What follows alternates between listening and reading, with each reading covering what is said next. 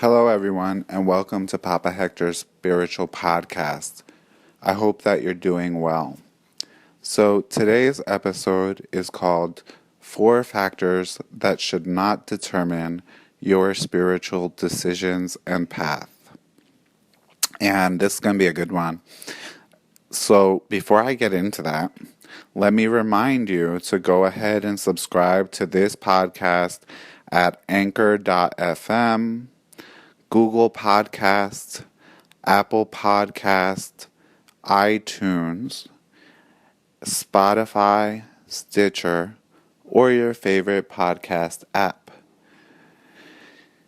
You can look us up, Papa Hector's Salva, and you'll find our spiritual podcast there. Also, you can check me out on YouTube, Instagram, and Facebook at Hungan Hector, HOUNGANHECTOR. Lastly, make sure that you subscribe to the newsletter at hectorsalva.com, HECTORSALVA.com, where you'll get updates, information, plus the blog is freaking loaded with great spiritual information. So let's get into our topic of the day. 4 factors that should not determine your spiritual decisions. Okay? These 4 factors have led a lot of people into pit holes, pitfalls, problems, and issues, and I've seen it time and time and time again. In fact, a lot of my godchildren call me the recycler and the cleanup dude.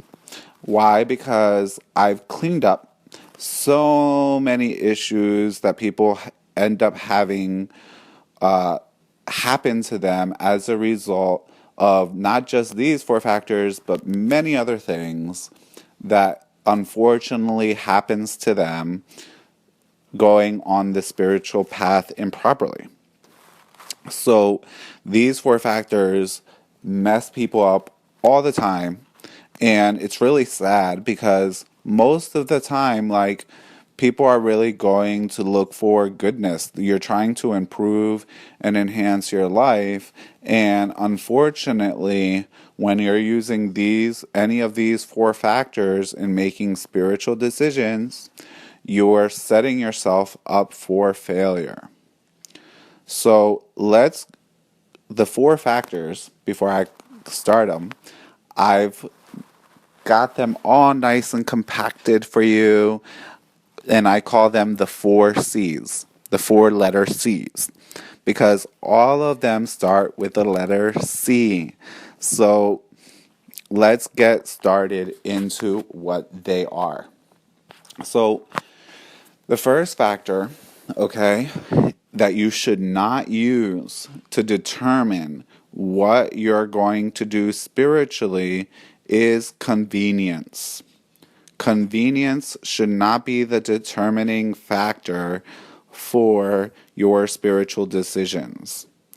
Let me explain this to you through a little story. I had at one point a client who had come here, had spiritual work done, and resolved their issues, had tons of beautiful, miraculous results and change happen in their life. However, they were from down south. And for those of you who are not aware, I'm located in New Jersey. So they were living down south in Texas at the time. So upon having all this beautiful, miraculous change in their life, that awakened them to the fact that they wanted to spiritually grow and start upon the spiritual path. So although they really wanted to come and study with me and apprentice and learn with me, it wasn't convenient living in Texas the fact that I was all the way in New Jersey. So this individual decided to find a hungan, or a priest, that was closer, that lived in Texas at that time, that was closer to him and therefore more convenient. As a result, this person was taken advantage of by that priest. And not only were they taken advantage of, but they were given rituals, initiation rituals, that they weren't ready for. As a result of basically receiving these initiation rituals that they weren't ready for, they weren't trained or developed to have, the entire life of the person basically broke down. Not only did they receive that, but they never actually were able to receive any training, learn, or apprentice with the new priest, because the new priest did not have the ethics or morality to make sure that he trained those people that he initiated. So as a result, not only did he not spiritually grow, he created a whole mess in his life, a huge mess in his life, which ended up bringing him back to New Jersey anyway, for me to start doing a whole bunch of spiritual work and treatments in order to get this person spiritually set right. However, the work was like triple, quadruple, because basically now the person had an initiation which empowered a whole bunch of negative things to start to happen to him. So convenience should never be a determining factor in who you decide to spiritually work with or what you decide to do spiritually. In fact, oftentimes, if you're really committed and dedicated, okay, and you really want to grow, okay, it's going to be inconvenient. It's going to be inconvenient. Okay, because very likely the people with the knowledge, the power, the know-how, the training, the development to be able to teach you probably don't live around the corner. Okay? In fact, I've had various of my own students and initiates move from across the country, from California to Jersey, or from down south to New Jersey, on multiple occasions at times, to be able to study and train an apprentice. It was not convenient in any way, shape, or form. However, through this sacrifice, okay, they were able to really develop and really learn the tradition inside and out, and really be able to grow, as well as receive the many blessings in their life that came as a result of doing what was right and what was proper. So convenience is a factor that messes people up all the time. People often think, well, I could go to this person versus this person because they're closer, they're near me, they live closer, they're more accessible. It's more convenient. I'll go buy from here rather than from there because it's more convenient, more accessible, etc. However, okay, sacrifice is not just the money, okay?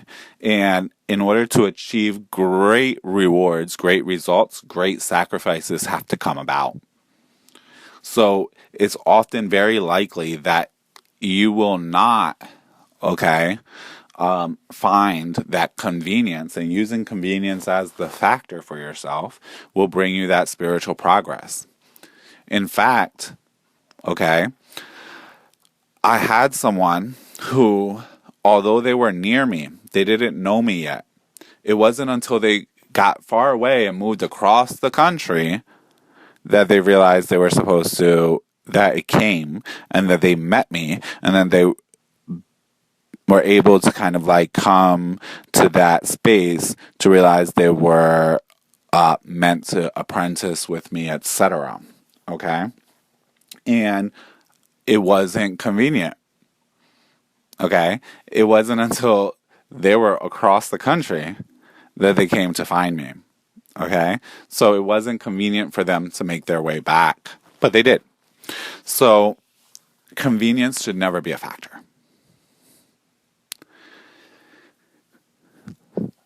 second factor that should not be a factor in your spiritual work is comfort. Okay? A lot of people want to work with people that they feel comfortable with, that there's comfort, or they want only to do work that's comfortable for them. Okay? A lot of times, if you want major growth and major results, major success, you're going to have to do a lot of uncomfortable things. Whoever becomes president, whoever becomes senator, okay, whoever becomes some grand politician has had to go on through many discomforts and do many uncomfortable things, sleeping on planes, trains, automobiles, many uncomfortable things in order to reach their goals. Okay? And it's the same in the spiritual realm. However, a lot of people make decisions spiritually or determine their decisions based on what they're comfortable with or who makes them feel comfortable. Okay? Lots of people can make you feel comfortable and not know jack in order to be able to train you, apprentice, or teach you, guide you, and spiritually evolve you to give you your spiritual development. In fact, a lot of us true spiritual teachers and true spiritual masters are going to make you uncomfortable. We're going to make you uncomfortable in order for you to learn, apprentice, and develop. In order for you to develop your spiritual capacities, a lot of discomfort has to come about. And a lot of people think that walking the spiritual path is just like roses and comforts all the time. Actually, it's not. There are many, many blessings on the spiritual path and many, many creature comforts and beautiful things that are given to you. Okay? However, there's also much discomfort that you will go through if you're actually spiritually progressing. We're going to have you dealing with things that are uncomfortable. You are going to be in uncomfortable situations. If you have true power, when you develop true spiritual power, you will be able to rise above your discomforts. In fact, that which once made you uncomfortable will become nothingness. It will not become an issue. It will not put you out of your comfort zone because you'll actually be centered and grounded and rooted in something real, not some fantasy. Okay? And not your body, which is another illusion, that holds you to needing to be comfortable. So, we've had cases where decisions made on comfort ended up really, really costing people really severely, including losing loved ones. So, you need to be careful of making your decisions spiritually being determined by comfort. Okay, so let's get to number 3. And this is well known in the island. Very well known in the island. Number 3 is extremely well known on the island, but here in America or in the diaspora, it's not well known. Okay, number 3 is cost. A lot of people make their spiritual decisions or decide who they're going to learn from or who they're going to be under or who's going to be their godparent or who they should get a reading from or who they should receive spiritual work from based on cost. Now, naturally, spiritual work, a lot of it costs money. But when you base your decision on costs, okay, you're setting yourself up for failure. Your cost should not be the determining factor of what you do. Okay? If you want the janky doctor that studied at the community college, he's going to cost very little in comparison to the doctor that went to Harvard Medical School.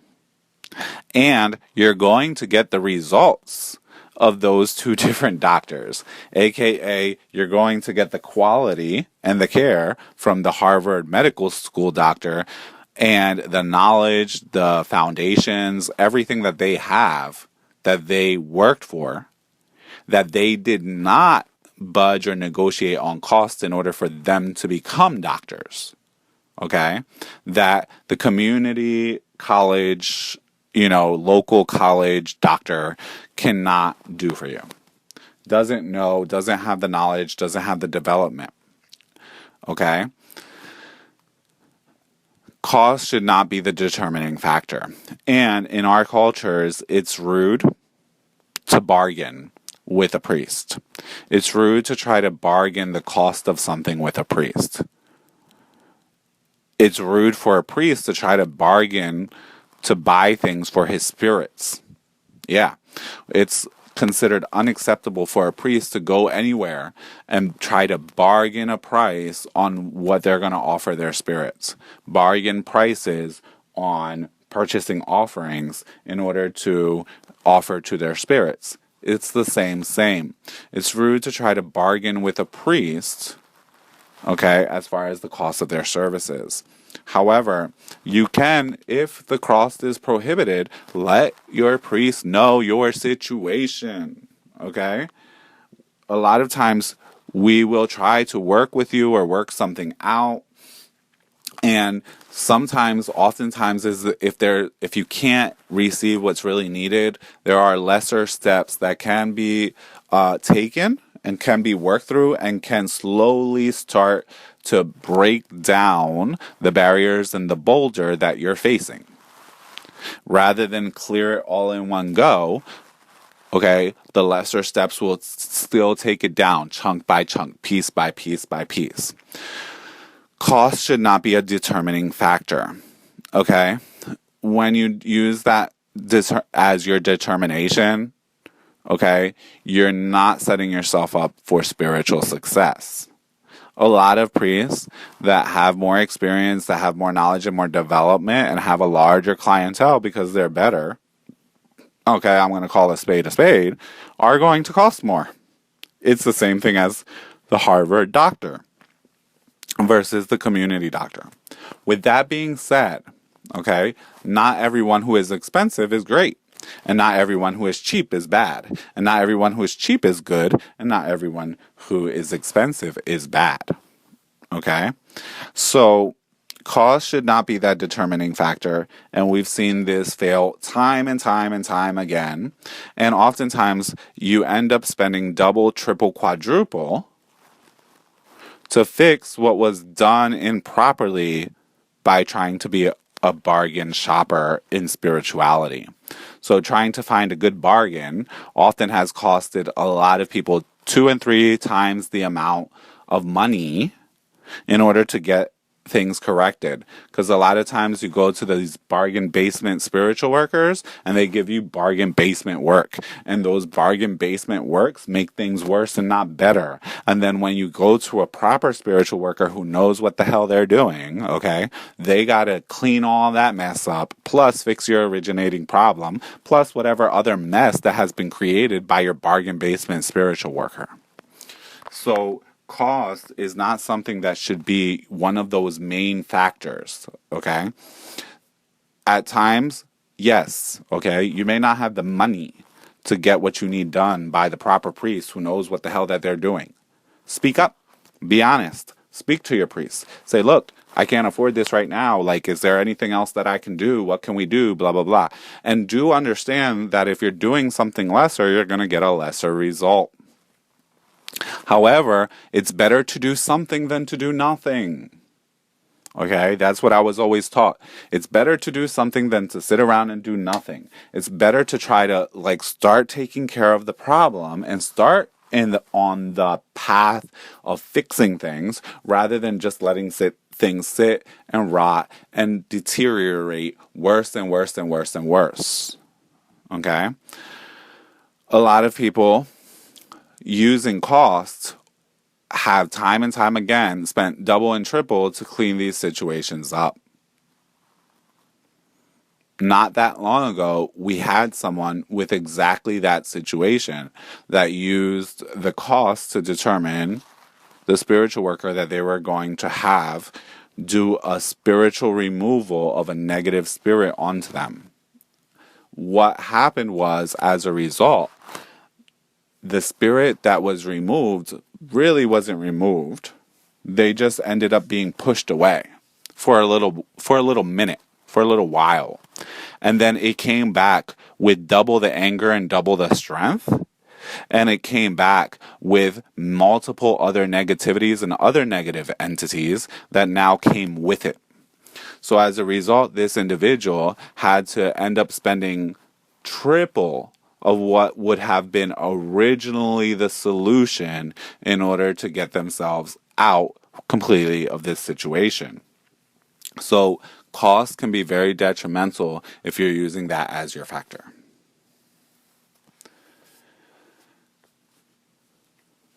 C number 4, or the fourth factor that you should not use. The fourth factor is community. Community should not be your determining factor for what you decide spiritually.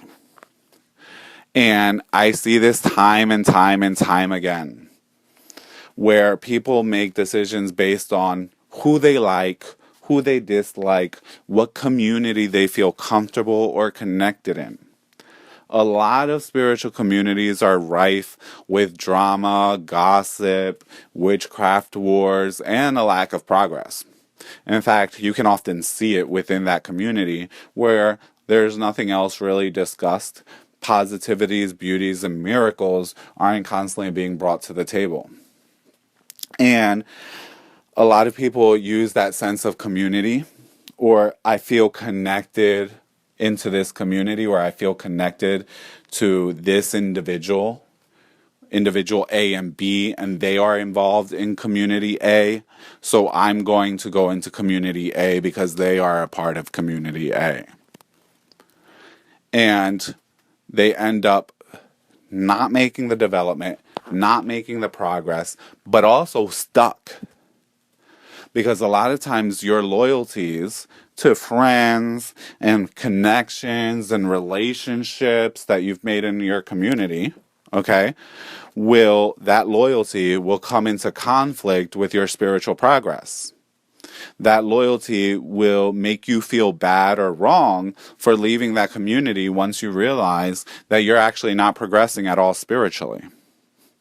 Your loyalty to that community will keep you stuck in something that doesn't work for you and that isn't bringing anything better to the table, isn't improving your life, healing you, or helping you.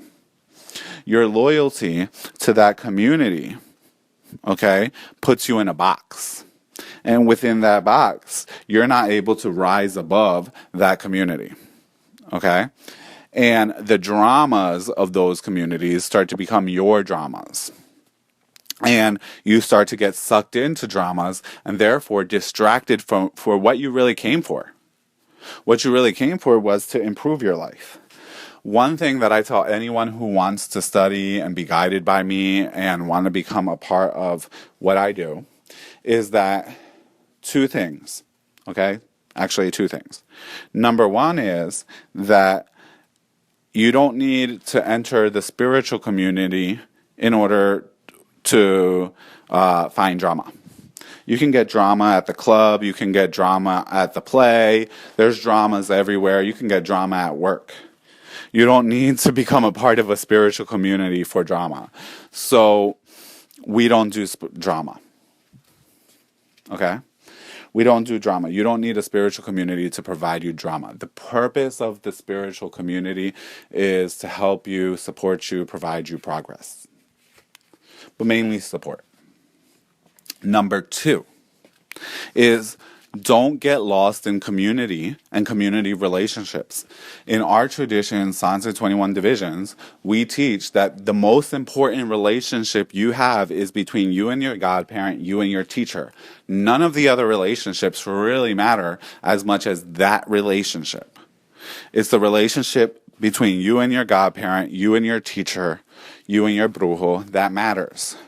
Okay? Because it's that relationship that's made and intended and has the purpose of bringing you healing, progress, spiritual development, and developing your own gifts and purpose. Many people get lost, okay, and distracted from that primary relationship by other relationships that they've made with other god brothers and sisters or other friends and people in that same community. As a result, the progress stops, the learning stops, the development stops. Because the distraction to deal with community will always be there. On this same note, I'll tell you a little story. I had someone who came here and wanted to be initiated here. And after checking and seeing that she could have been initiated, she could be initiated, and we could do it for her, a friend of hers, a longtime friend of hers, reached out to her, and finding out that they were both actually like heading down the spiritual path. And she, the friend, okay, we'll call her Betty. Betty was already involved in a spiritual community. And she already had her own plans to initiate in that spiritual community. My client, that we call Iwod, okay, Iwod was preparing to have her ceremonies and rituals with me. However, in the midst of this preparation period, okay, we don't just take you and throw you into an initiation chamber here, okay, Betty had connected with Iwod and let her know, hey, I'm already a part of this other community, I'm already a part of this, and Iwod, feeling comfortable with Betty, she'd known Betty for a long time, okay, came to me and was like, okay, Papa Hector, you know, my friend Betty, she's already part of a spiritual temple and a spiritual house, and she's getting initiated in that house, and I'm going to feel more comfortable, C number 2, and it's more convenient, C number 1, okay, to basically go and be initiated in that same spiritual temple, house, and community, okay? Now, and that's what she did. Now, present day, okay, Iwod became initiated, Betty became initiated as priestesses, and none of them know much, okay? The community that they initiated within and the teachers that they chose were people who did not teach, who do not teach their initiates, who do not teach their apprentices, and this is very, very normal in these spiritual communities. And part of it is because you have tons of people opening up spiritual houses and spiritual things who don't know jack. And so if you don't know jack, you can't teach jack. You can't teach anything. So they went and spent their money, and they went the comfortable, convenient route and became priestesses who don't know jack and didn't learn anything. And those teachers that they were supposed to be with pretty much abandoned them both. Fast forward a little bit more, and now Iwod, okay, her whole life turned to crap. Because now she was initiated, she's a priestess, she has responsibilities. But she didn't even know what those responsibilities were. She didn't have the training to take care of what she received. She didn't have the training that follows up after you get initiated. She didn't have the stabilization process done to her that's needed. Okay? So her life went to total hell. Hell in a handbasket. And what did Iwod end up doing? She ended up quitting. She ended up quitting the spiritual path, thinking that that would somehow correct things. Instead, it made things worse. Till this day, okay, just recently has she come to like basically clean everything up. But until very recently, she continued to deal with this for years and years out of hanging her head in embarrassment and shame. Secondly, okay, the relationship between her and Betty ended up destroyed. Why? Because now she blamed Betty for involving her in a spiritual community where she wasn't getting any progress, she didn't learn anything, and she didn't develop. And in fact, things went backwards and awkwards and bad for her. 2.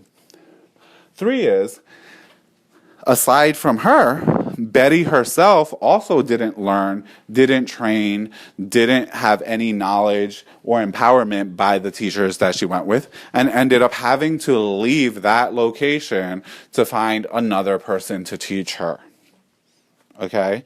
Betty ended up here. Betty ended up here training with me and getting things corrected and starting to walk the path properly and starting to learn things and getting cleaned up. Meanwhile, Iwod, who was originally going to come here, okay, suffered for 5 or 6 years before coming back due to the shame, due to the guilt. Oh, and the shame of like taking the improper path with the improper people. But why did she make that decision? She made it based on a community.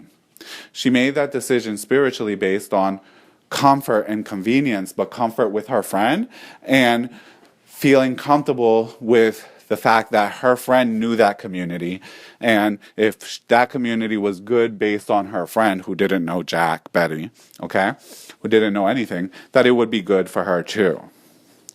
So decisions spiritually made based on community will mess you up because it's not the community, okay, that's going to get you the development and the progress. Okay? It's not the community that's going to give you everything that you need. Your decisions need to be based on something higher, something bigger, something greater than community. Your decisions need to be based on your spiritual progress, on what brings true spiritual progress. And these things take time to discover and develop and understand. Don't be quick to jump to join a community or to initiate unless it's absolutely necessary for you by someone who's actually qualified and has the teachings to give to you afterwards. Don't be so quick to jump because oftentimes once you jump in, it's very difficult to get out. And there will be many distractions to keep you tied in and involved and keep sucking away at your life force, okay? And there will be plays on your loyalties. And when you become more loyal to the community than the spirits, more loyal to the community versus your spiritual path, your spiritual progress, and your purpose, it creates a whole slew of problems that you shouldn't have to and you don't need to deal with if you avoid this factor, using this factor as your determining decision. So I hope that this podcast has helped you, and many blessings to each and every one of you. Once again, I'm going to remind you that on YouTube, Instagram, Facebook, you can find me Houngan Hector, Houngan Hector. You can find my website at hectorsalva.com, hectorsalva.com, V as in victory, because we're victorious ones, .com. Subscribe to the newsletter, read the blog, check out all the great information we have out there for you. Okay? And as well, go ahead and subscribe to me here on Anchor.fm, Google Podcasts, Apple Podcasts, iTunes, Spotify, Stitcher, or your favorite podcast app. Simply look me up, Papa Hector Salva, and you'll be able to subscribe and get notifications and get this information ASAP as soon as it's put out. Many blessings to each and every one of you. Have a blessed week and keep the faith. The podcast you just heard was made using Anchor. Ever thought about making your own podcast? Anchor makes it really easy for anyone to get started. It's a one-stop shop for recording, hosting, and distributing podcasts. Best of all, it's 100% free. Sign up now at anchor.fm/new. That's anchor.fm/new to get started.